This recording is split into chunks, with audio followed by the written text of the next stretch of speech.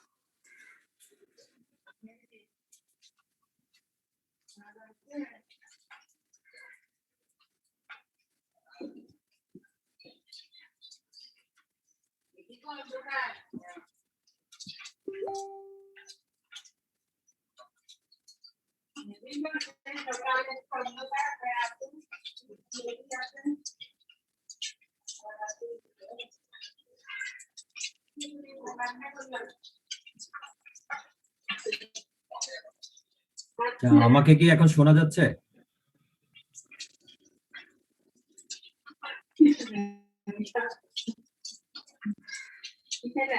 আপনার গালিব, আপনি কি আমাকে শুনতে পাচ্ছেন?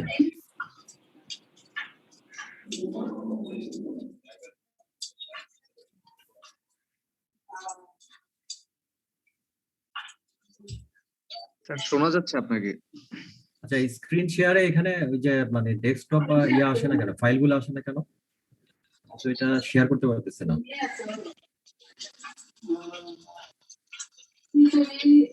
স্ক্রিন শেয়ারে ফাইলগুলো আসতেছে না কেন?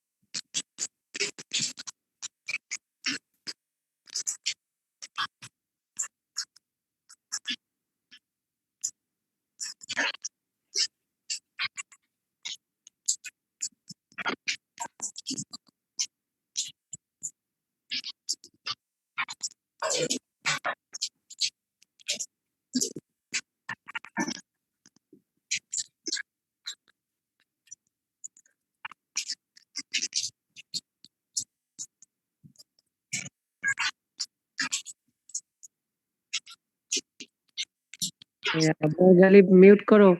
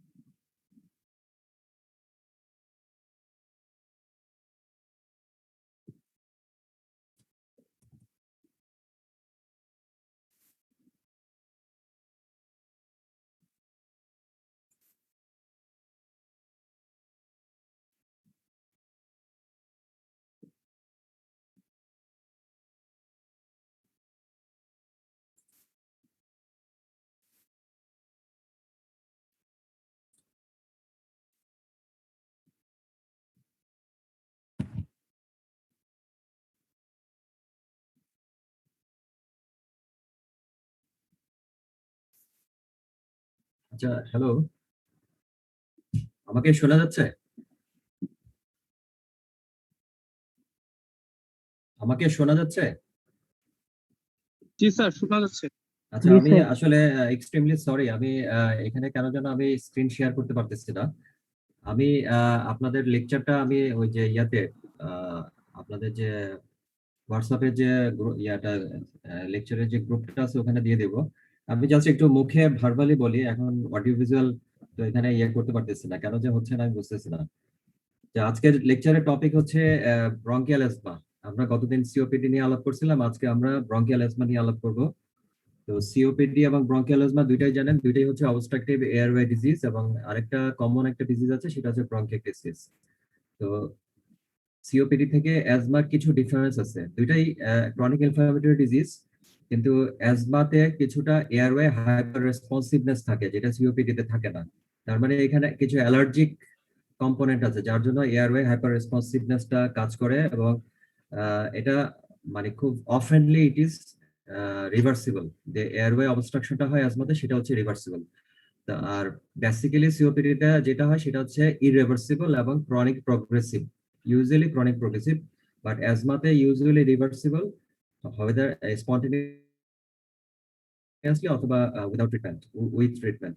দুইটাই ক্রনিক ইনফ্লামেটরি ডিজিজ, কিন্তু অ্যাজমাটা হচ্ছে একটা মানে অ্যালার্জিক ইনফ্লামেটরি রেসপন্স, বেশিরভাগ ক্ষেত্রে অ্যালার্জিক ইনফ্লামেটরি রেসপন্স, এবং এখানে এয়ারওয়ে হাইপার রেসপন্সিভনেস থাকে, এবং এটা অফেন ইট ইজ রিভার্সিবল। এবং এটা ফিচার গুলা থাকে রিকারেন্ট এপিসোড অফ হুইজ, যেটা সাধারণত সিওপিডি তে হুইজ থাকে না, ব্রেথলেসনেস, চেস্ট টাইটনেস এবং কাফ। অ্যাজমা ওয়ার্ল্ড ওয়াইড খুবই কমন, কারণ অ্যাজমা যেহেতু স্মোকিং এর সাথে রিলেটেড না, এটা ইনসিডেন্স সিওপিডি থেকে অনেক বেশি। বাংলাদেশে অ্যারাউন্ড 5.2% পিপল হচ্ছে অ্যাজমা দিয়ে অ্যাফেক্টেড। এবং ইটিওলজি যদি আমরা দেখি, অ্যারাউন্ড মানে মোস্ট কমন যে কজ সেটা হচ্ছে জেনেটিক ফ্যাক্টরস, যেটা সিওপিডি তে সাধারণত খুব আনকমন। সিওপিডি বেশিরভাগ ক্ষেত্রে জেনেটিক কম্পোনেন্টের ভূমিকা খুবই কম, যদি জেনেটিক প্রেডিসপোজিশন থাকতে হবে, যারা স্মোকার তাদের জেনেটিক প্রেডিসপোজিশন থাকলে সিওপিডি ডেভেলপ করে। কিন্তু অ্যাজমাতে ফ্যামিলিয়াল অ্যাসোসিয়েশন এবং যারা টুইনস আছে তাদের মধ্যে হায়ার ডিগ্রি অফ কনকর্ডেন্স থাকে অ্যাজমা ইনসিডেন্সের। তার মানে এখানে জেনেটিক ফ্যাক্টর খুব স্ট্রং ভূমিকা পালন করে টু হ্যাভ দ্য ডিজিজ।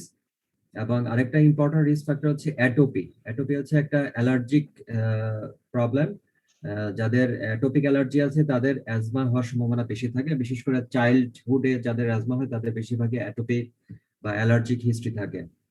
কিছু কিছু এনভায়রনমেন্টাল ফ্যাক্টরস অ্যাজমাতে রোল প্লে করে, বিশেষ করে দেখা গেছে যে ইনহেল অ্যালার্জেন, যে সমস্ত অ্যালার্জেনের এক্সপোজারে অ্যাজমা প্রেসিপিটেট হয়, সেই সমস্ত অ্যালার্জেনের এক্সপোজারে অনেকগুলো অ্যালার্জেন আছে, সেটা আমরা পরে লিস্ট বলবো। এই ধরনের অ্যালার্জেন এক্সপোজারে হলে তখন হাইপার সেন্সিটিভিটি ডেভেলপ করে এবং অ্যাজমা ডেভেলপ করে।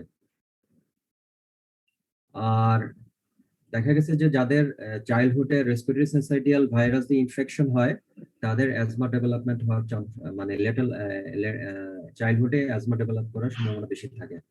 সুতরাং ওভারঅল আমরা যদি দেখি, এখানে কিছু environmental factor, strong genetic factor এবং কিছু আদার ফ্যাক্টরের কারণে আলটিমেটলি অ্যাজমার প্যাথোজেনেসিসটা হয়। It is a type 1 hypersensitivity reaction. আমরা আপনারা যদি ফোর্থ ইয়ারের নলেজ ইমিউনোলজি চিন্তা করেন, ওখানে টাইপ 1 হাইপারসেনসিটিভিটি যেভাবে রেসপন্স হয় ঠিক এখানেও একইভাবে রেসপন্স হয়। আর বেসিক্যালি অ্যাজমা এবং সিওপিডির যে প্যাথোলজি যদি আমরা চিন্তা করি যে দুইটার মধ্যে ডিফারেন্সটা কি, দুইটার মধ্যে ডিফারেন্সটা হচ্ছে অ্যাজমাতে ইনফ্লামেটরি সেল যেগুলো, এই সেলের মধ্যে অ্যাজমা সিওপিডির মধ্যে ডিফারেন্স আছে। অ্যাজমাতে বিশেষ করে ইনফ্লামেটরি সেলের মধ্যে মাস্ট সেল, ডেনড্রাইটিক সেল এবং ইউসিনোফিল এগুলা বেশি রোল প্লে করে। মাস্ট সেল, ইউসিনোফিল এবং ডেনড্রাইটিক সেল। ডেনড্রাইটিক সেলটা হচ্ছে তার অ্যান্টিজেনটাকে প্রেজেন্ট করে, এবং ইনফ্লামেশনের জন্য বা হাইপারসেনসিটিভিটির জন্য মাস্ট সেল এবং ইউসিনোফিল এখানে ইম্পর্টেন্টলি প্লে রোল করে। এবং সিওপিডিতে মাস্ট সেল বা ইউসিনোফিলের ভূমিকা খুবই কম, সেখানে বিশেষ করে লিম্ফোসাইট, নিউট্রোফিল এবং লিম্ফোসাইট গুলা রোল প্লে করে। আরেকটা ইম্পর্টেন্ট ডিফারেন্স হচ্ছে যে এয়ারওয়ে যে ফাইব্রোসিস গুলা হয়, অ্যাজমাতে যদি ফাইব্রোসিস হয় খুব মিনিমাম হয়, এটা সাব ইপিথেলিয়াল হয়, আর সিওপিডি তে স্মল ব্রঙ্কিউল গুলা চারপাশে পেরিব্রঙ্কিয়াল ফাইব্রোসিস হয়। ট্রিগার ফ্যাক্টর আছে অনেকগুলো অ্যাজমার, এর মধ্যে ইম্পর্টেন্ট অ্যালার্জেন হচ্ছে আউটডোর কিছু অ্যালার্জেন আছে, ইনডোর কিছু অ্যালার্জেন আছে। আউটডোর অ্যালার্জেনের মধ্যে পোলেন্স, যেমন বিভিন্ন ফুলের যে পোলেন্স গুলো আছে সেগুলা, গ্রাস, ট্রি, ফ্লাওয়ার, এগুলা, তারপর বিভিন্ন মোল্ড, ফাঙ্গাস ফাঙ্গাস ক্যারি করে যেগুলা। ইনডোর অ্যালার্জির মধ্যে house dust, mite, feather, excreta of pets, pet অ্যানিমালের ফিডার এবং এক্সপিটা, ইভেন ককরোচ, এগুলো অনেক সময় অ্যালার্জি হিসেবে কাজ করে। ফুড থেকে সাধারণত ব্রঙ্কিয়াল অ্যাজমার ট্রিগারিং খুব রেয়ারলি হয়। আর কিছু ইরিটেন্ট ফ্যাক্টরের কারণে অ্যাজমা অ্যাগ্রাভেট হতে পারে, যেমন উড স্মোক, টোবাকো স্মোক বা strong order of perfume, cosmetics, এগুলোর কারণে অ্যাজমা ইয়ে হতে পারে, অ্যাটাক হতে পারে। এছাড়া দেখা গেছে ভাইরাল ইনফেকশন হওয়ার পরেও অ্যাজমা অ্যাটাক হতে পারে। স্ট্রেনাস ফিজিক্যাল এক্সারসাইজ করলে অ্যাজমা অ্যাটাক হতে পারে। কিছু ড্রাগ যেমন বিটা ব্লকার, নন সিলেক্টিভ বিটা ব্লকার, অ্যাসপিরিন, আদার এনএসআইডি, এগুলোর কারণে অ্যাজমা অ্যাটাক হতে পারে।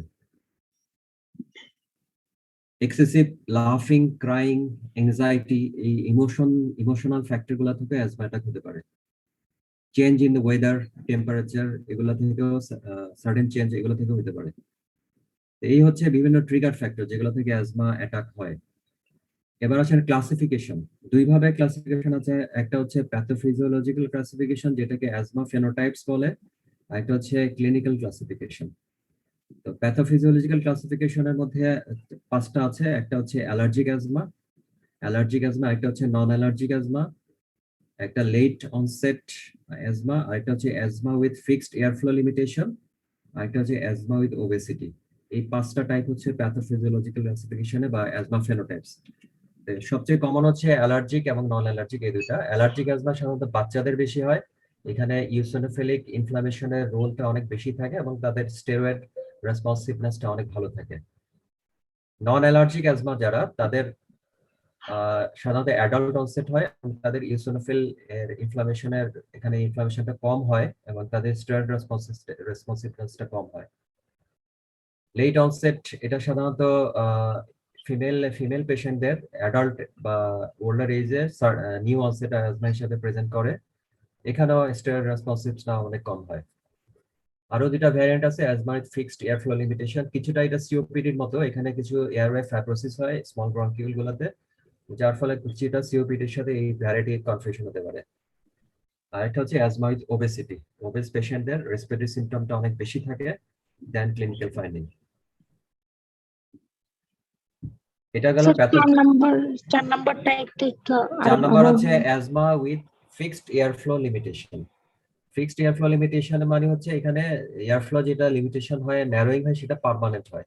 কেন পার্মানেন্ট হয়? এখানে ফাইব্রোসিস হয়ে যায়, স্মল ব্রঙ্কিউল চারপাশে ফাইব্রোসিস হয়, যার ফলে এখানে এয়ারওয়ে যে রিভার্সিবল যে ডাইলাটেশন, সেই ডাইলাটেশনটা রিভার্স, কনস্ট্রিকশনটা রিভার্সিবল হয় না, এখানে ফিক্সড কনস্ট্রিকশন হয়ে যায় এবং এটা সিওপিডির মতোই প্রেজেন্ট করে এবং এদের রিভার্সিবিলিটি কম্পোনেন্ট খুব মানে থাকে না। আর আরেকটা হচ্ছে অ্যাজমা উইথ ওবেসিটি। যারা ওবেস পেশেন্ট, তাদের অ্যাজমা সিমটম ডেভেলপ করলে দেখা গেছে যে সিমটমটা, রেসপিরেটরি সিমটমটা অনেক বেশি হয়, কিন্তু ক্লিনিক্যালি দেখা যায় যে লাং ফাইন্ডিংটা অত বেশি না, কিন্তু সিমটম অনেক বেশি হয়। এখানে হয়তো ওবেসিটির কারণে মেকানিক্যাল ফ্যাক্টর একটা ইম্পর্টেন্ট রোল প্লে করতে পারে।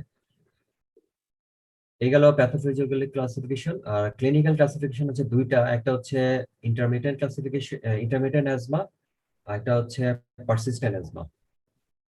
এটা ইম্পর্টেন্ট। ইন্টারমিডিয়েন্ট অ্যাজমা হচ্ছে যে যাদের মিনিমাম, যাদের সপ্তাহে 2 দিনের থেকে কম অ্যাটাক হয়, ডে টাইম সিমটম সপ্তাহে যদি 2 দিনের থেকে কম হয়, আর নাইট টাইম সিমটম যদি মাসে 2 বারের থেকে কম হয়, এবং দুইটা অ্যাটাকের মাঝখানে সে যদি একদম কমপ্লিটলি সিমটম ফ্রি থাকে এবং তার পালমারি ফাংশন টেস্ট যদি নর্মাল থাকে, তখন আমরা ওটাকে ইন্টারমিডিয়েন্ট অ্যাজমা বলি। তাহলে ইন্টারমিডিয়েট অ্যাজমা দুইটা ক্রাইটেরিয়া, একটা হচ্ছে ডে সিমটমস গুলা সপ্তাহে 2 দিনের থেকে কম হবে, নাইট সিমটমস মাসে 2 দিনের থেকে কম হবে, এবং within the period of symptoms, মাঝখানে পিরিয়ডটা সে সিমটম ফ্রি থাকবে এবং তার পালমারি ফাংশন টেস্ট মানে স্পাইরোমেট্রি নরমাল থাকবে। আর পারসিস্টেন্ট সিমটম অ্যাজমা হচ্ছে যাদের ডে টাইম সিমটমস মোর দেন 2 ডে পার উইক হবে এবং নাইট টাইম যে অ্যাওয়েকেনিং যেটা বা সিমটমস, সেটা মিনিমাম 3 or 4 পার মান্থ এরকম যদি হয়, এবং দুইটা অ্যাটাকের মাঝখানে সে সিমটম ফ্রি থাকতেও পারে, নাও থাকতে পারে, তখন এটাকে আমরা পারসিস্টেন্ট অ্যাজমা বলবো। পারসিস্টেন্ট অ্যাজমা আবার মাইল্ড, মডারেট, সিভিয়ার তিনটা টাইপ আছে। জাস্ট এই নামটা জানলেই হবে, মাইল্ড, মডারেট, সিভিয়ার। পারসিস্টেন্ট অ্যাজমার মধ্যে তিনটা সিভিয়ারিটি আছে। আর কিছু স্পেশাল ভ্যারিয়েন্ট অফ অ্যাজমা আছে যেগুলো আপনারা হয়তো ফ্রিকোয়েন্টলি শুনে থাকবেন। স্পেশাল ভ্যারিয়েন্টের মধ্যে একটা হচ্ছে কাফ ভ্যারিয়েন্ট অ্যাজমা, একটা হচ্ছে এক্সারসাইজ ইনডিউসড ব্রঙ্কোকনস্ট্রিকশন, একটা হচ্ছে অ্যাসপিরিন এক্সাজারেটেড রেসপিরেটরি ডিজিজেস, একটা হচ্ছে অকুপেশনাল অ্যাজমা। এর মধ্যে সবচেয়ে কমনলি শুনবেন হচ্ছে কাফ ভ্যারিয়েন্ট অ্যাজমার কথা। কাফ ভ্যারিয়েন্ট অ্যাজমা পেশেন্টদের সিমটম শুধুমাত্র কাফ থাকবে এবং তাদের কাফটা নন প্রোডাক্টিভ ড্রাই কাফ থাকবে এবং বিশেষ করে মানে আর্লি মর্নিং বা ইভিনিং এ সিমটমটা বেশি থাকবে। তাদের কোনো হুইস থাকবে না, কোনো রেসপিরেটরি ডিস্ট্রেস থাকবে না, লাং ফাইন্ডিং একদমই, লাং এক্সামিনেশন নর্মাল থাকবে, শুধু কাফ নিয়ে প্রেজেন্ট করবে। এদেরকে কাফ ভ্যারিয়েন্ট অ্যাজমা বলে। এবং এই অ্যাজমা ডায়াগনোসিস করার জন্য আপনাকে আদার কজ অফ কাফ সেগুলো এক্সক্লুড করতে হবে। সবকিছু এক্সক্লুড করে আপনি যখন পালমোনারি ফাংশন টেস্ট করবেন তখন নর্মাল পাবেন। শুধুমাত্র পালমোনারি হাইপার সেন্সিটিভিটি দেখার জন্য একটা টেস্ট আছে, সেই টেস্ট করলে এটা ডায়াগনোসিস করা হয়, সেটা কনফার্ম করা যায় আর কি। তো কাফ ভ্যারিয়েন্ট অ্যাজমা শুধু কাফ নিয়ে প্রেজেন্ট করবে। আর এক্সারসাইজ ইনডিউসড অ্যাজমা, হ্যাঁ বলুন। স্যার এই হাইপার সেন্সিটিভিটি টেস্ট করার জন্য কি স্যার ইমিউনোগ্লোবিন টেস্ট করব? না না না, এরা ইমিউনোগ্লোবিন না, আমি টেস্টের নাম পরে বলবো। হ্যাঁ, আমি এখানে একটা লাংয়ের হাইপার সেন্সিটিভিটি টেস্ট করার জন্য একটা টেস্ট আছে, সেটা আমি পরে দেখাচ্ছি, পরে বলবো। আচ্ছা। তো এক্সারসাইজ ইনডিউসড অ্যাজমা যেটা, এটা যারা এক্সারসাইজ করার মানে পরপরই যাদের FEV1 অ্যাটলিস্ট 15% ফল করে, তাদেরকে আমরা এক্সারসাইজ ইনডিউসড ব্রঙ্কোকনস্ট্রিকশন বলবো। আর অ্যাসপিরিন লাইক ড্রাগ বা নন সিলেক্টিভ কক্স2 ইনহিবিটর এগুলা দিয়ে যাদের অ্যাজমা সিম্পটম ডেভেলপ করে তাদেরকে অ্যাসপিরিন এক্সাজারেটেড রেসপিরেটরি ডিজিজ বলে। আর অকুপেশনাল অ্যাজমা হচ্ছে যাদের অকুপেশনে থাকা অবস্থায় বিভিন্ন ইরিটেন্টের কারণে অ্যাজমা ডেভেলপ করে, তাদেরকে অকুপেশনাল অ্যাজমা বলবো। সংক্ষেপে হচ্ছে এগুলাই চারটা স্পেশাল ভ্যারিয়েন্ট। একটা হচ্ছে exercise induced asthma, cough variant asthma, aspirin exaggerated respiratory disease and occupational asthma. এখন আসেন অ্যাজমার সিম্পটম কি। কমনলি কিছু সিম্পটম সিওপিডির সাথে কমন কিছু সিম্পটম আছে, যেমন কাফ। অ্যাজমাতে কাফটা হবে মানে ড্রাই, বেশিরভাগ ক্ষেত্রে ড্রাই কাফ, ডিফিকাল্ট টু এক্সপেক্টোরেট এবং খুব স্টিকি কাফ থাকবে, সহজে বের করতে পারবে না।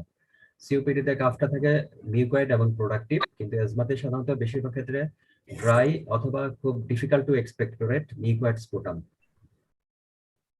ব্রেথলেসনেস দুটাতেই থাকতে পারে, সিওপিডি অ্যাজমা দুটোতেই থাকতে পারে। তবে অ্যাজমাতে টিপিক্যালি হুইজ থাকে। হুইজ মানে হচ্ছে যে পেশেন্টের কাছে গেলে আমি একটা যে অডিবল এক্সপিরেটরি একটা সাউন্ড শুনবো, সেই এক্সপিরেটরি মিউজিক্যাল যে সাউন্ড, যেটা স্টেথোস্কোপ ছাড়াই শোনা যায়, সেটাকে হুইজ বলে। এটা অ্যাজমা পেশেন্টদের কমন দেন সিওপিডি। চেস্ট টাইটনেস, এটা অ্যাজমা পেশেন্ট গুলা বেশি কমপ্লেন করে, বুকটা জাম লাগে বা ভার লাগে, এরকম একটা কমপ্লেন বলবে।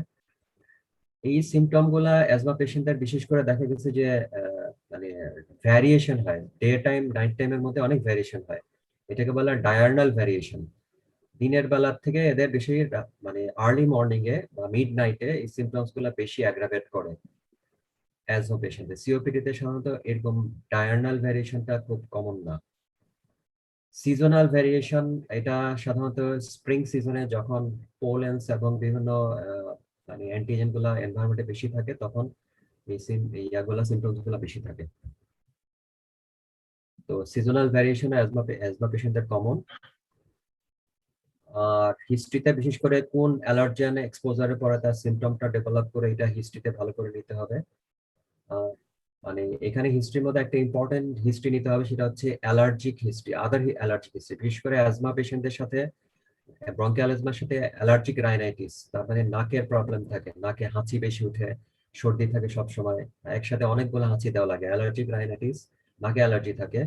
অ্যাটোপিক ডার্মাটাইটিস, যাদের অ্যাটোপিক অ্যালার্জি বা অ্যাটোপিক ডার্মাটাইটিস হিস্ট্রি থাকে, তাদের কমনলি অ্যাজমা ডেভেলপ করে। বা এক্সিমা যাদের থাকে, বা ফুড অ্যালার্জি যাদের থাকে, মানে বিভিন্ন স্কিন, ফুড এবং নাকের অ্যালার্জি যাদের থাকে, তাদের অ্যাজমা থাকার সম্ভাবনা বেশি থাকে। তার মানে অ্যাজমা পেশেন্টদের অ্যাসোসিয়েটেড আদার অ্যালার্জি থাকে। ফ্যামিলি হিস্ট্রি যদি নেন, ফার্স্ট ডিগ্রি ফ্যামিলি মেম্বার যারা, তাদের মধ্যে কেউ এফেক্টেড পার্সন থাকবে অ্যাজমা পেশেন্টে। যেহেতু এখানে স্ট্রিক্ট মানে এখানে স্ট্রং জেনেটিক কম্পোনেন্ট কাজ করে, এই জন্য ফ্যামিলিতে আদার এফেক্টেড পার্সন থাকতে পারে। ড্রাগ হিস্ট্রিতে অ্যাজমা পেশেন্টে আপনি বিটা ব্লকার খাচ্ছে কিনা, বিশেষ করে নন সিলেক্টিভ বিটা ব্লকার লাইক প্রোপানোল বা অ্যাসপিরিন বা আদার এনএসআইডি নিচ্ছে কিনা, যেটা অ্যাজমা অ্যাগ্রাভেট করতে পারে, সেই হিস্ট্রিটা আপনাকে নিতে হবে। আর পার্সোনাল হিস্ট্রির মধ্যে স্মোকিং এর হিস্ট্রি নিতে হবে, কারণ স্মোকিং যদিও অ্যাজমা করে না কিন্তু অ্যাজমাকে ট্রিগার করতে পারে। তারপরে বিটাল নাটের মধ্যে অ্যারিকোলিন নামে একটা কেমিক্যাল আছে যেটা ব্রঙ্কোকনস্ট্রিকশন করতে পারে, সেই বিটাল নাট থেকেও অ্যাজমা অ্যাগ্রাভেট হতে পারে। সুতরাং এই হিস্ট্রিগুলো আপনাকে হিস্ট্রিতে নিতে হবে। সুতরাং প্রেজেন্ট ইলনেস এর সাথে সাথে অ্যালার্জিক হিস্ট্রি, ড্রাগ হিস্ট্রি এবং পার্সোনাল হিস্ট্রিটা important in asthma patient.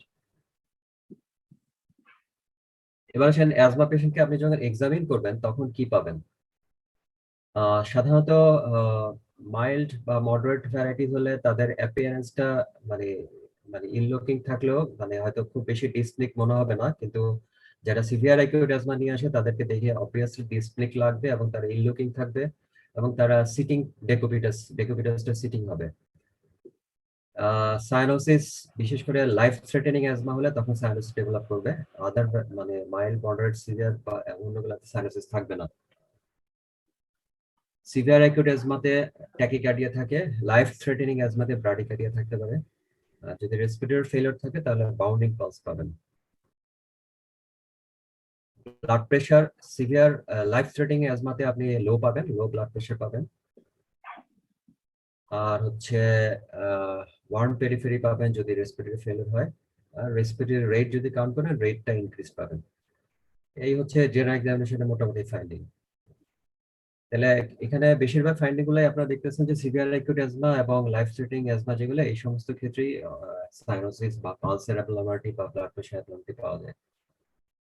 Respiratory system এক্সামিনেশনে এখানে সিওপিডি এবং অ্যাজমার মধ্যে তফাৎ আছে। সিওপিডি পেশেন্টে যেমন আমরা ইন্সপেকশনে অনেকগুলো ফাইন্ডিং পাই, তারপরে পালপেশন অনেকগুলো ফাইন্ডিং পাই। এখানে আসলে অ্যাজমা পেশেন্টের রেসপিরেটরি ফাইন্ডিং খুব বেশি না।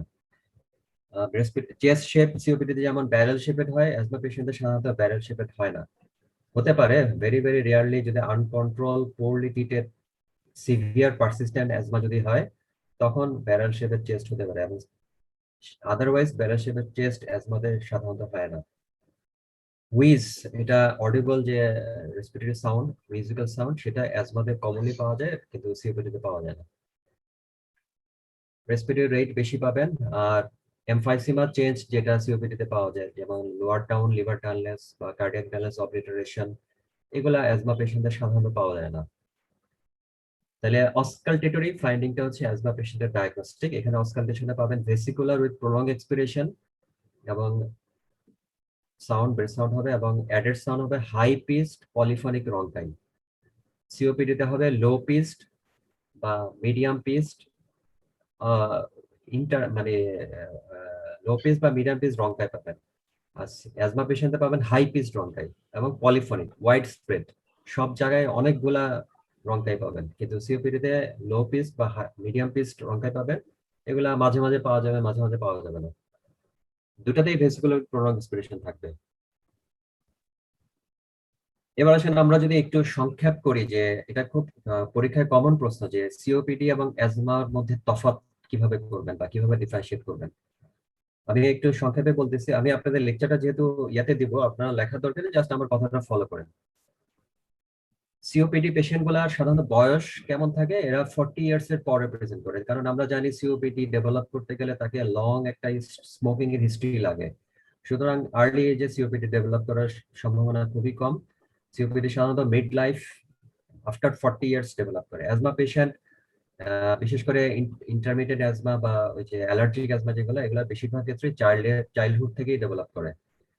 আর কিছু অ্যাডাল্ট অনসেট অ্যাজমা আছে, যেমন ওই যে অ্যাডাল্ট অনসেট অ্যাজমা একটা ভ্যারাইটি দেখেছি, সেটা অ্যাডাল্টে প্রেজেন্ট করতে পারে। নন অ্যালার্জিক অ্যাজমা অনেক সময় অ্যাডাল্টে প্রেজেন্ট করতে পারে। তো বেশিরভাগ ক্ষেত্রেই চাইল্ডহুড থেকেই অনসেট হয়। তো এইজের একটা ডিফারেন্স। 2 নম্বর হচ্ছে progression of the symptoms. COPD slowly progressive over years. Symptoms will be progressive. Asthma usually not progressive except severe persistent asthma. Severe persistent asthma যদি ট্রিটমেন্ট করা না হয় ভালো মতো তাহলে প্রোগ্রেসিভ হতে পারে, otherwise asthma is not progressive. Diurnal variation of the symptom, COPD তে টিপিক্যালি এই ধরনের ডায়ার্নাল ভেরিয়েশন সিগনিফিকেন্টলি দেখা যায় না। অ্যাজমা পেশেন্টের ডায়ার্নাল ভেরিয়েশন টিপিক্যালি পাওয়া যায়, বিশেষ করে তাদের সিমটমস গুলো আর্লি মর্নিং এবং লেট নাইটে বেশি থাকে, আর্লি মর্নিং এবং লেট নাইটে বেশি থাকে। Symptom free period, symptom free period সাধারণত সিওপিডি তে অ্যাবসেন্ট থাকে। COPD patient almost all the time কিছু না কিছু সিমটম থাকে। অ্যাজমা পেশেন্ট, বিশেষ করে ইন্টারমিডিয়েন্ট অ্যাজমা যারা, তাদের ইন বিটুইন অ্যাটাক তাদের কমপ্লিটলি নরমাল থাকে। হুইজটা সিওপিডি তে ইউজুয়ালি নট ফাউন্ড, বাট অ্যাজমাতে ভেরি টিপিক্যালি ফাউন্ড হুইজ। এরপর আসেন family history. Family history of COPD is not common, but অ্যাজমাতে family history of COPD is very common. Smoking history বা biofuel এক্সপোজারের history, এটা সাধারণত সিওপিডি তে কমন, অ্যাজমাতে not present. Associated other allergy like allergic rhinitis এবং eczema, এটা COPD তে সাধারণত থাকে না। অ্যাজমাতে other associated allergy like allergic rhinitis, eczema এরা সাধারণত থাকে। আর এক্সামিনেশনে এমফাইসিমেটাস চেঞ্জ অফ লাং যেটা আমরা বলি, যেমন lower liver dullness lower down বা কার্ডিয়াক টার্নলেস অফ রিটার্ডেশন, এগুলো সাধারণত সিওপিডি তে থাকে, অ্যাজমাতে সাধারণত থাকে না। অসকালটেশনে রঙ্কাইটা সিওপিডি তে লো পিচ রঙ্কাই, অ্যাজমাতে হাই পিচ রঙ্কাই। স্পুটাম যদি এক্সামিন করেন, স্পুটাম মাইক্রোস্কোপি যদি করেন, যদি সেলটা দেখেন, সিওপিডি তে স্পুটামে CD4 লিম্ফোসাইট এবং নিউট্রোফিল এগুলো থাকবে। অ্যাজমা পেশেন্টের স্পুটামে ইউসিনোফিল বেশি থাকবে, ইউসিনোফিল। এয়ারওয়ে হাইপার রেসপন্সিভনেস, এটা সিওপিডি তে অ্যাবসেন্ট থাকে, অ্যাজমাতে প্রেজেন্ট থাকে। একটা হচ্ছে রিভার্সিবিলিটি টেস্ট। আপনি যদি রিভার্সিবিলিটি টেস্ট করেন, তাহলে অ্যাজমা পেশেন্টের রিভার্সিবিলিটি সিগনিফিকেন্টলি প্রেজেন্ট থাকবে, সিওপিডি তে রিভার্সিবিলিটি সাধারণত প্রেজেন্ট থাকবে না। লং টার্ম কমপ্লিকেশন হিসেবে রাইট হার্ট ফেলিওর, যেটা কোর পালমোনারি হয়, সেটা সাধারণত সিওপিডি তে হতে পারে, কিন্তু অ্যাজমাতে ইউজুয়ালি হয় না। তো এই হচ্ছে কমন যে ফিচার্স যেটা দিয়ে আমরা সিওপিডি এবং অ্যাজমাকে ডিফারেন্সিয়েট করতে পারবো। এবার আসেন আমরা ইনভেস্টিগেশন কি করব অ্যাজমা পেশেন্টকে। সবচেয়ে এসেনশিয়াল বা ডায়াগনস্টিক ইনভেস্টিগেশন যেটা, সেটা হচ্ছে স্পাইরোমেট্রি।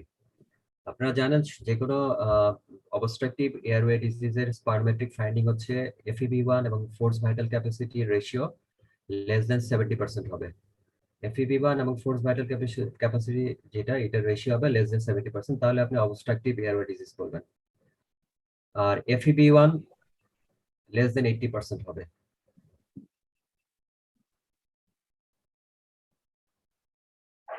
এখানে ব্রঙ্কোডাইলেটর রিভার্সিবিলিটি টেস্ট নামে একটা টেস্ট আছে। ব্রঙ্কোডাইলেটর রিভার্সিবিলিটি টেস্ট হচ্ছে যে পেশেন্টকে আপনি প্রথমে স্পাইরোমেট্রিতে FEV1 এবং ফোর্স ভাইটাল ক্যাপাসিটি দেখলেন, দেখে তাকে একটা ইনহেলার ফর্মে শর্ট অ্যাক্টিং বিটা-2 অ্যাগনিস্ট দিয়ে ইনহেলার দিলেন অথবা নেবুলাইজ করলেন, করে আপনি পরে আবার FEV1 দেখলেন এবং ফোর্স ভাইটাল ক্যাপাসিটি দেখলেন। ব্রঙ্কোডাইলেটর দেওয়ার আগে কত ছিল এবং পরে কত ছিল, এই দুইটার মধ্যে চেঞ্জটা আপনি রেকর্ড করবেন। যদি দেখা যায় যে FEV1 12% ইনক্রিজ করছে ব্রঙ্কোডাইলেটর দেওয়ার আগে যা ছিল দেওয়ার পরে, অথবা যদি 200 ml যদি ইনক্রিজ করে, তাহলে আমরা বলবো সিগনিফিক্যান্ট রিভার্সিবিলিটি প্রেজেন্ট। তাহলে শর্ট অ্যাক্টিং বিটা-2 অ্যাগনিস্ট দেওয়ার আগে FEV1 যদি যা থাকে তার থেকে যদি 12% ইমপ্রুভ হয় আফটার শর্ট অ্যাক্টিং ব্রঙ্কোডাইলেটর, অথবা যদি 200 ml ইনক্রিজ করে, তখন আমরা বলবো সিগনিফিক্যান্ট রিভার্সিবিলিটি প্রেজেন্ট। এই রিভার্সিবিলিটি সাধারণত অ্যাজমা পেশেন্টদেরই প্রেজেন্ট থাকে, এটা সিওপিডি পেশেন্টদের এই রিভার্সিবিলিটি প্রেজেন্ট থাকে না। আদার অপশনাল ইনভেস্টিগেশনের মধ্যে আর কি কি করা যায় অ্যাজমা পেশেন্টে, আমরা যদি কমপ্লিট ব্লাড কাউন্ট করি, এখানে ইউসিনোফিল পার্সেন্টেজ বেশি পাবেন, যেহেতু এটা ইউসিনোফিল মেডিয়েটেড ইনফ্লামেশন। যেহেতু এটা অ্যালার্জিক ডিজিজ, সেহেতু সিরাম IgE যদি করেন, এখানে IgE হাই থাকবে, বিশেষ করে অ্যাটোপিক অ্যাজমাতে, অ্যালার্জিক অ্যাজমা যেটা, ওইটাতে হাই থাকবে। ব্লাডের মধ্যে এই দুটাই ইম্পর্টেন্ট পরীক্ষা। চেস্ট এক্সরে ইউজুয়ালি নরমাল থাকবে, চেস্ট এক্সরেতে টিপিক্যাল কোনো ফাইন্ডিং পাবেন না। স্পুটাম যদি পরীক্ষা করেন তাহলে স্পুটামে এখানে ইউসোনোফিল পাবেন, যেটা সিওপিডি পেশেন্টে আপনি নিউট্রোফিল এবং লিম্ফোসাইট পাবেন। এছাড়া যদি পেশেন্ট রেসপিরেটরি ফেলিওরে থাকে, যেমন সিভিয়ার অ্যাকিউট অ্যাজমা বা লাইফ থ্রেটনিং অ্যাজমা থাকে, তাহলে ব্লাড গ্যাস অ্যানালাইসিস করতে পারেন পার্শিয়াল প্রেসার অক্সিজেন এবং কার্বন ডাইঅক্সাইড দুইটা দেখার জন্য। টিপিক্যালি ব্রঙ্কিয়াল অ্যাজমা পেশেন্টগুলো টাইপ 1 রেসপিরেটরি ফেলিওর হয়, তাদের অক্সিজেন লেভেলটা কমে যাবে। আর কোন অ্যালার্জেন দিয়ে তার সিমটম গুলা হচ্ছে সেটা দেখার জন্য স্পেশাল কিছু সেন্টারে স্কিন প্রিক টেস্ট করা হয়, যেটা দিয়ে কোন অ্যান্টিজেন দিয়ে তার সিমটমটা ডেভেলপ করে সেটা টেস্ট করা হয়। স্কিন প্রিক টেস্ট এটা সব জায়গায় অ্যাভেলেবেল না। আর একটু আগে আমাকে আরেকজন প্রশ্ন করতেছিলেন যে ওই যে কাপ ভেরিয়েন্ট অ্যাজমা আপনি কিভাবে এয়ারওয়ে হাইপারসেনসিটিভিটি টেস্ট করবেন। সেই টেস্টটার নাম হচ্ছে এয়ারওয়ে চ্যালেঞ্জ টেস্ট, যেটা আমরা মেথাকুলিন অথবা হিস্টামিন দিয়ে করা হয়। মেথাকুলিন অথবা হিস্টামিন দিয়ে আপনার চ্যালেঞ্জ টেস্ট করা হয়। এটা ইনহেলার মানে ইনহেলেশন ফর্মে দিতে হবে এই মেথাকুলিন বা হিস্টামিন। তো আপনি যে মেথাকুলিন যেটা দিলেন, এটা যদি দেখা যায় যে এই মেথাকুলিন দেওয়ার পরে তার FEV1 20% ফল করে গেছে, তাহলে যে কনসেন্ট্রেশন দিয়ে 20% ফল করলো ওইটাকে বলে PC2। এই PC2 যদি less than 8 ml per ml হয়, তখন আমরা বলবো যে সিগনিফিক্যান্ট দ্যাট ইজ পজিটিভ। তাহলে এয়ারওয়ে হাইপারসেনসিটিভিটি টেস্ট করার জন্য আমরা বা এয়ারওয়ে চ্যালেঞ্জ টেস্ট করার জন্য মেথাকুলিন অথবা হিস্টামিনটাকে আমরা ইনহেলেশন দেব বাই নেবুলাইজার অথবা বাই ইনহেলার। দেওয়ার পরে আমরা তার FEV1 রেকর্ড করব। যদি 20% ফল করে তখন আমরা বলবো ইট ইজ পজিটিভ। এটা দিয়ে ওই কাপ ভেরিয়েন্ট অ্যাজমাতে আপনি এই টেস্টটা করলে পজিটিভ পাবেন, কিন্তু তার স্পারমেটি নরমাল থাকবে কাপ ভেরিয়েন্ট অ্যাজমাতে। এবার আসেন ট্রিটমেন্ট অফ ব্রঙ্কিয়াল অ্যাজমা। প্রথম হচ্ছে অ্যাভয়েড করতে হবে যে অ্যালার্জেন গুলাতে তার সিমটম হয়, সেই সিমটম অ্যালার্জেন গুলোকে অ্যাভয়েড করতে হবে অথবা রিমুভ করতে হবে অথবা রিডিউস করতে হবে। অকুপেশনাল অ্যাজমাতে যদি পসিবল হয় তাহলে জব প্যাটার্ন চেঞ্জ করতে হবে, যদি সম্ভব না হয় তাহলে পার্সোনাল প্রোটেক্টিভ ইকুইপমেন্ট এবং জব হাইজিন এগুলো ইমপ্রুভ করে তার অ্যালার্জেন এক্সপোজারটা কমাতে হবে। ড্রাগের কারণে যদি হয় সেই ড্রাগটা স্টপ করতে হবে। এগুলো হচ্ছে নন স্পেসিফিক মেজার্স। এবার আসেন ড্রাগ ট্রিটমেন্ট অফ অ্যাজমা। অ্যাজমাতে তিনটা গ্রুপের ড্রাগ আছে। একটা হচ্ছে রিলিভার, একটা হচ্ছে কন্ট্রোলার, একটা হচ্ছে অ্যাড অন থেরাপিস। রিলিভার হচ্ছে যেগুলা দেওয়ার মানে যেগুলা ব্যবহার করার কয়েক মিনিটের মধ্যে তার সিমটম রিলিফ হবে, শর্ট অ্যাক্টিং এবং র্যাপিডলি অ্যাক্টিং সেগুলো হচ্ছে রিলিভার। আর কন্ট্রোলার হচ্ছে যেগুলা স্লো অনসেট অফ অ্যাকশন কিন্তু long acting, duration of action অনেক লম্বা সময় থাকে কিন্তু স্লো অনসেট, তাদেরকে কন্ট্রোলার বলা হয়। তাহলে রিলিভার মেডিকেশন কি কি আছে অ্যাজমাতে যেগুলা দিয়ে কুইক রিলিফ পাওয়া যায়? একটা হচ্ছে শর্ট অ্যাক্টিং বিটা 2 অ্যাগনিস্ট, যেটাকে সংক্ষেপে সাবা বলা হয়। এই শর্ট অ্যাক্টিং বিটা 2 অ্যাগনিস্টের মধ্যে কমনলি ইউজ করা হয় সালবিটামল। আরেকটা আছে টার্বিটালিন আমাদের দেশে কম ইউজ হয়, সালবিটামলটাই আমরা বেশি ইউজ করি। আর শর্ট অ্যাক্টিং অ্যান্টিকোলিনার্জিক আরেকটা ড্রাগ আছে, সেটা হচ্ছে ইপ্রাট্রোপিয়াম ব্রোমাইড। সেই ইপ্রাট্রোপিয়াম ব্রোমাইডও একটা রিলিভার ড্রাগ। এটা ফার্স্ট লাইন ড্রাগ না, এটা second line drug. Short acting beta 2 যখন ভালো মতো কাজ করে না তখন শর্ট অ্যাক্টিং অ্যান্টিকোলিনার্জিক এটার সাথে অ্যাড করা হয়। আর লং অ্যাক্টিং বিটা 2 অ্যাগনিস্টের মধ্যে ফরমেটেরল, যদিও এটা কন্ট্রোলার ড্রাগ কিন্তু এটা রিলিভারেরও কাজ করে, কারণ এটার অনসেটটা কুইক কিন্তু ডিউরেশনটা অনেক লম্বা সময় থাকে। কন্ট্রোলার ড্রাগ যেগুলা দিয়ে আমরা অ্যাজমাকে কন্ট্রোল করে রাখতে পারি, যেমন কমনলি ইউজ ড্রাগ হচ্ছে ইনহেল কর্টিকোস্টেরয়েড দিয়ে আমরা ইনফ্লামেশনটাকে কমাই। ইনফ্লামেশন কমালে অ্যাজমা কন্ট্রোল থাকে এবং অ্যাজমা সিমটম অ্যাগ্রাভেশনটা কম হয়। এই ইনহেল কর্টিকোস্টেরয়েডের মধ্যে কমনলি ইউজ হচ্ছে বেক্লোমেথাসোন, বুডেসোনাইড, ফ্লুটিকাসন। এই তিনটা হচ্ছে কমন, এগুলা বেশি ইউজ হয়। বেক্লোমেথাসোন, ফ্লুটিকাসন সবচেয়ে কমন, তারপরে বুডেসোনাইড। কন্ট্রোলার ড্রাগের মধ্যে আছে long acting beta 2 agonist like formoterol, এগুলা ইনহেলার ফর্মে ইউজ হয়। আর ওরাল ড্রাগের মধ্যে কন্ট্রোলার ড্রাগ আছে, যেমন লিকোট্রিয়েন রিসেপ্টর অ্যান্টাগনিস্ট। লিকোট্রিয়েন রিসেপ্টর অ্যান্টাগনিস্টের মধ্যে আছে মল্টিলুকাস্ট, সাস্টেইন রিলিজ থিওফাইলিন প্রিপারেশন, যেগুলো এগুলো কন্ট্রোলার ড্রাগ। এগুলাই অ্যাজমাতে বেশি ইউজ হয়। আর তিন নাম্বার গ্রুপ যেটা অ্যাড অন থেরাপিস, আমরা তো আগে বললাম রিলিভার, তারপরে বললাম কন্ট্রোলার, এখন বললাম অ্যাড অন থেরাপিস। এগুলো হচ্ছে একদম লাস্ট লাইন অফ ড্রাগস। প্রথম দুইটার গ্রুপ যদি কাজ না করে তখন অ্যাড অন থেরাপিস গুলো ইউজ করা হয়। এগুলা খুব রেয়ারলি ইউজ করা হয়।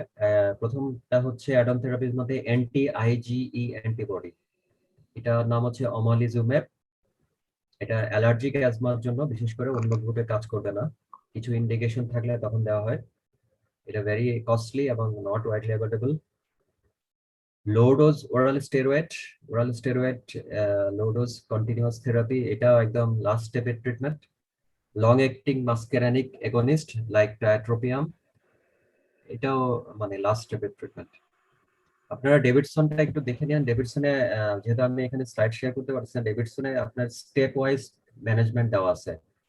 স্টেপ ওয়াইজ ম্যানেজমেন্টটা আপনারা খেয়াল করলে দেখবেন যে এখানে কিভাবে স্টেপ বাই স্টেপ আস্তে আস্তে ড্রাগগুলো অ্যাড করা হয়। খুব মাইল্ড অ্যাজমাতে শর্ট টেকনিক বিটা 2 অ্যাগনিস্ট দেওয়া হয়, যেটা অকেশনাল ইউজ করা হয় যখন দরকার তখন। তারপর যদি এটা কাজ না করে তখন এটার সাথে লো ডোজ ইনহেল কর্টিকোস্টেরয়েড মানে কন্ট্রোলার ড্রাগ ইউজ করা হয়। যদি এই combination short technique beta 2 against এবং লো ডোজ ইনহেল কর্টিকোস্টেরয়েড কাজ না করে তখন inhaled long acting beta 2 against, যেগুলো যেমন ফরমেটেরল বা সালমেটেরল, এগুলো অ্যাড করা হয়। এই তিনটা কম্বিনেশন কাজ না করলে তখন কর্টিকোস্টেরয়েড ডোজটা আস্তে আস্তে বাড়ানো হয়, প্রথমে মিডিয়াম ডোজ, তারপরে হাই ডোজ। এই তিনটা ড্রাগের কম্বিনেশন হাইস্ট ডোজে দেওয়ার পরে যদি কাজ না করে তখন একদম লাস্ট স্টেপে ওই ডেইলি ওরাল স্টেরয়েড ট্যাবলেট অথবা আপনার আদার যে ওরাল ড্রাগ গুলো আছে, লিকোট্রিয়েন রিসেপ্টর অ্যান্টাগনিস্ট অথবা থিওফাইলিন বিটা 2 ওরাল ফর্ম, এগুলো অ্যাড করা হয়। আমি এটা সংক্ষেপে বললাম, যেটা এটা না দেখালে বুঝতে পারবেন না, এটা আপনারা বই থেকে দেখে নিন, ডেভিডসনেই আছে। এবার আসেন যে how to manage an exaggeration of the bronchial asthma. Exaggeration of the bronchial asthma is defined as loss of control of any class or variant of asthma which cause mild to life-threatening attack. Loss of control of any class or variant of asthma which cause mild to life-threatening attack, এটাকে বলে exaggeration of the asthma. এটার কারণ হচ্ছে কোনো সময়, বেশিরভাগ ক্ষেত্রে কারণ হচ্ছে non compliance to the controller drug গুলো যদি রেগুলার না নেয়, ইনফেকশন, বিশেষ করে ভাইরাল ইনফেকশনের পরে এই ধরনের অ্যাটাক হতে পারে। রিপিটেড এক্সপোজার টু অ্যালার্জেনের এক্সপোজার যদি না কমানো হয়, এবং কনকমিটেন্ট যদি আদার ড্রাগ ইউজ করা হয়, যেমন এনএসআইডি, বিটা ব্লকার, যেগুলো অ্যাজমা এক্সাজারেট করে, এগুলো ইউজের কারণে আপনার এক্সাজারেশন হতে পারে। তো এই ধরনের এক্সাজারেশন হলে প্রথমে আপনি হোম ম্যানেজমেন্ট কি করবেন, বাসায় কি করবেন। তো মাইল্ড টু মডারেট এক্সাজারেশন হলে তাকে সে যে শর্ট অ্যাক্টিং বিটা 2 ইনহেলার নেয়, সেই ইনহেলারের ইউজের ফ্রিকোয়েন্সিটা বাড়িয়ে দেওয়া হবে। Increase the frequency of shorting, যেমন আগে যদি inhaler short acting beta 2 salbutamol সে দিনে 3 বার 4 বার নিত, এখন আপনি 2 ঘন্টা পর পর দেন। এবং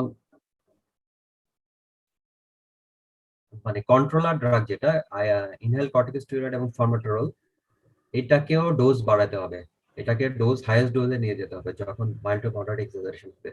তাহলে মাইল্ড টু মডারেট এক্সাজারেশন হলে বাসায় কি করবে, সে শর্ট টেকনিক বিটা 2 ইনহেলার যেটা, সেটা আরো ফ্রিকোয়েন্টলি নেবে, এবং যে কন্ট্রোলার যে ড্রাগ ইনহেল কর্টিকোস্টেরয়েড এবং ফরমেটেরলের কম্বিনেশন, সেটাকে সে হাই ডোজে নেবে।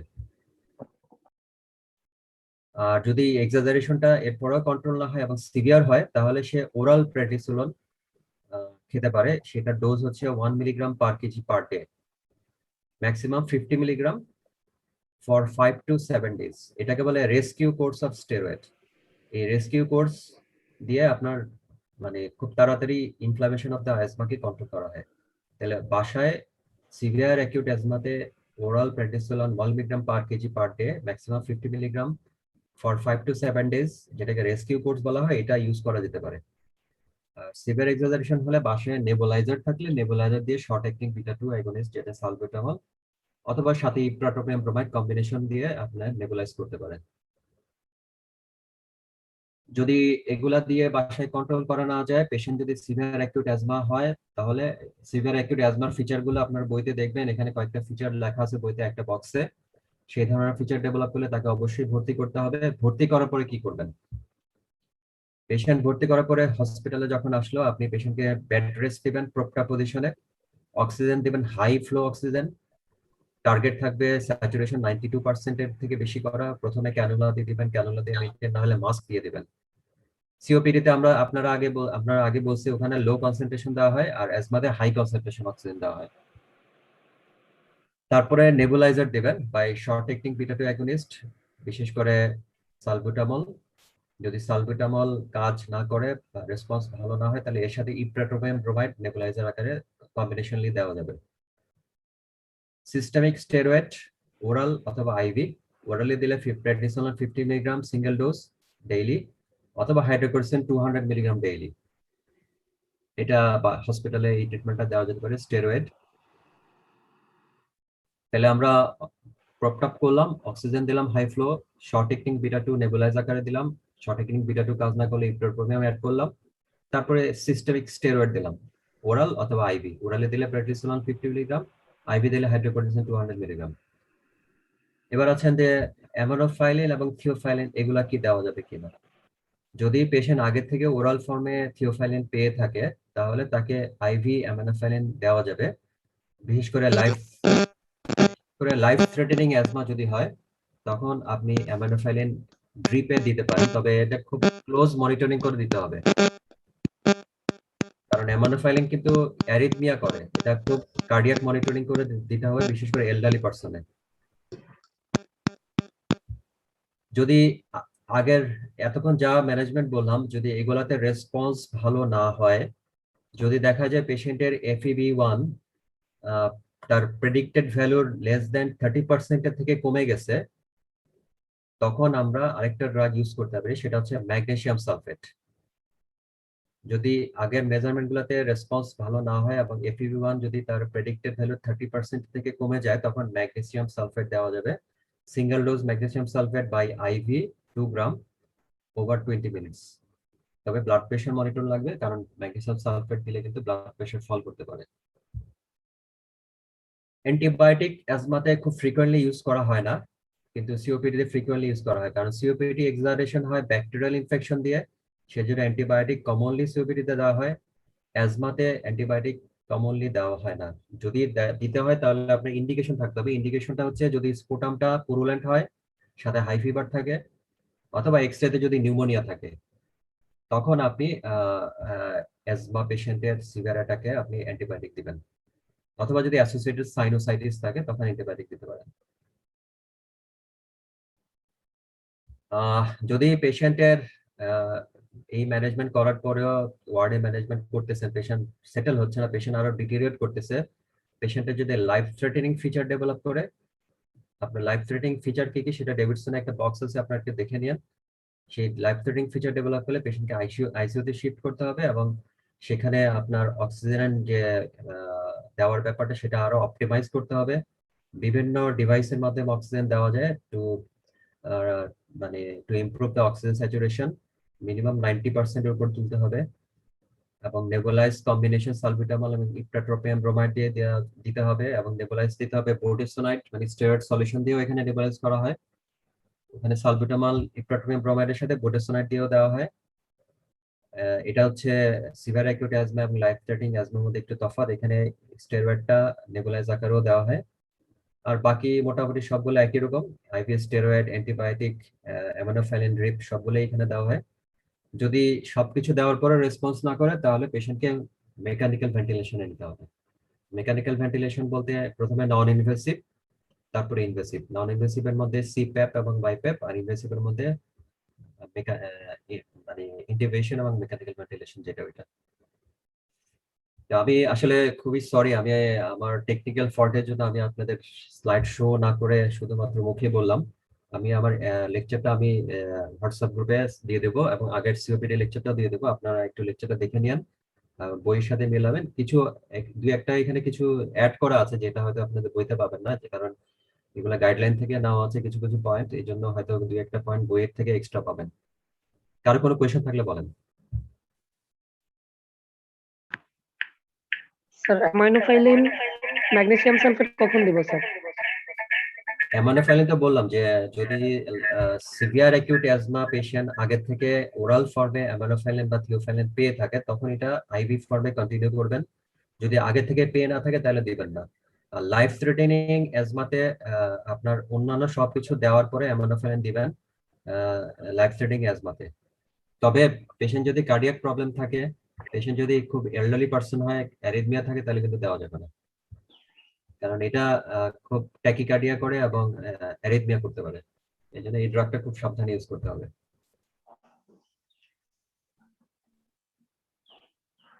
স্যার হুম।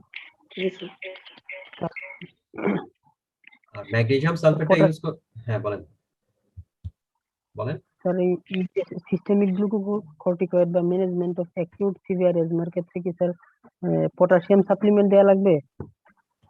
না, পটাশিয়াম সাপ্লিমেন্ট লাগবে না। পটাশিয়াম যদি হাইপোক্যালিমিয়া না থাকে তাহলে পটাশিয়াম সাপ্লিমেন্ট লাগবে না।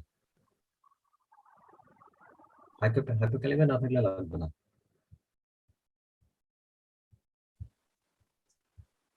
আমি যে বললাম যে ডায়ার্নাল ভ্যারিয়েশন অফ সিম্পটম হয় অ্যাজমা পেশেন্টের, আর্লি মর্নিং এ বেড়ে যায়, এর কারণটা কি বলেন তো? এর কারণটা কি? কেন সকালে মানে মিড নাইটের পরে আর্লি মর্নিং এ এই সিম্পটম গুলো অ্যাগ্রাভেট হয় অ্যাজমা পেশেন্টে?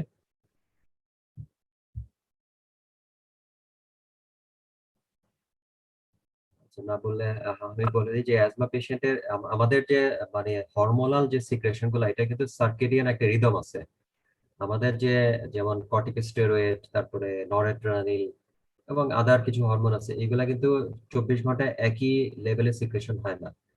এই হরমোন গুলা সবচেয়ে বেশি সিক্রেশন হয় যেমন বিকেলের দিকে, মানে 4 PM, বিকেল 4টা 5টা, এই টাইমটাতে সবচেয়ে বেশি সিক্রেশন হয়। তারপরে আস্তে আস্তে সিক্রেশন কমতে কমতে সকাল 4টার দিকে গিয়ে সবচেয়ে কম সিক্রেশন হয় এই কর্টিকোস্টেরয়েড বা নরএড্রেনালিন। যার ফলে আর্লি মর্নিং এ আমাদের এই যে স্টেরয়েড হরমোন বা নরএড্রেনালিন হরমোন গুলা ব্লাডে কনসেন্ট্রেশন অনেক কম থাকে। আমরা জানি যে নরএড্রেনালিন এবং স্টেরয়েড এগুলো আমরা ব্রঙ্কো ডাইলেটেশন করে। তো যেহেতু ওই সময়ে এইগুলা সিক্রেশন কম থাকে, যার ফলে আপনার ইনফ্ল্যামেশনের কারণ যে ব্রঙ্কো কনস্ট্রিকশনটা, সেটা ওই সময় সবচেয়ে বেশি হয় আর্লি মর্নিং এ। এই জন্য আর্লি মর্নিং এ সিমটম গুলা অ্যাজমা পেশেন্টের বেশি হয় এবং তাদের অনেক সময় আর্লি মর্নিং এ ঘুমও ভেঙে যেতে পারে।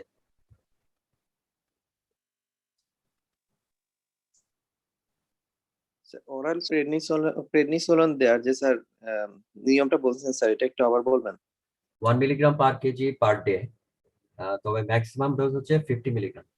কারো তাহলে যদি স্যার কারো ওজন যদি 70 কেজি হয় তাহলে 70 কেজি দেওয়া যাবে না, তাকে 50 মিলিগ্রাম দিতে হবে। আর কারো যদি 30 কেজি ওজন হয় তাহলে 30 কেজি দিতে হবে, তাকে 50 দেওয়া যাবে না। তাকে ওয়েট যা হয় সে অনুযায়ী, কিন্তু 50 কেজির উপরে পার্সন হলে তাকে 50 মিলিগ্রামে দিতে হবে, এর বেশি দেওয়া যাবে না।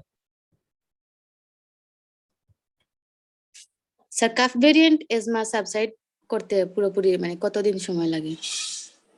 কাপ ভেরিয়েন্ট অ্যাজমা তো আসলে ডায়াগনোসিস কনফার্ম করা বা এর ট্রিটমেন্ট করা হয় স্টেরয়েড ইনহেলার দিয়ে। তো এটা হচ্ছে যদি মানে সিভিয়ারিটি বেশি না হয়, 2-3 সপ্তাহ, একটা ইনফ্লামেশন কমতে একটা ড্রাগ ইউজ করবো 2 থেকে 3 সপ্তাহ সময় লাগবে। 2 থেকে 4 সপ্তাহ, ধরেন 2 থেকে 4 সপ্তাহ সময় লাগবে। আর একটু সিভিয়ার কেস হলে? আপনি যদি ওরাল ফর্মে দেন, মানে স্টেরয়েডটা যদি ইনহেলার ফর্মে না দিয়ে ওরাল ফর্মে দেন, তাহলে হয়তো আরো কুইকলি রেসপন্স করতে পারে। সিভিয়ার ফর্মে ওই 4 সপ্তাহ লাগতে পারে, আর মাইল্ড ভ্যারাইটিতে 2 সপ্তাহের ভিতরেই রেসপন্স করে দিতে পারে। জি আর স্যার। আপনি যদি হ্যাঁ বলেন বলেন, কে জানি বলতেছিলেন?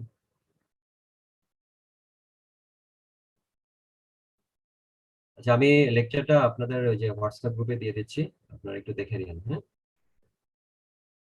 আর আগের সিওপিডি লেকচারটাও দিয়ে দিচ্ছি।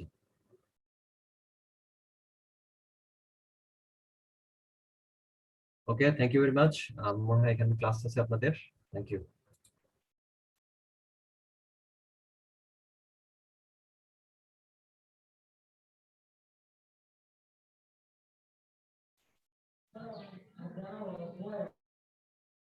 আসসালামু আলাইকুম স্যার।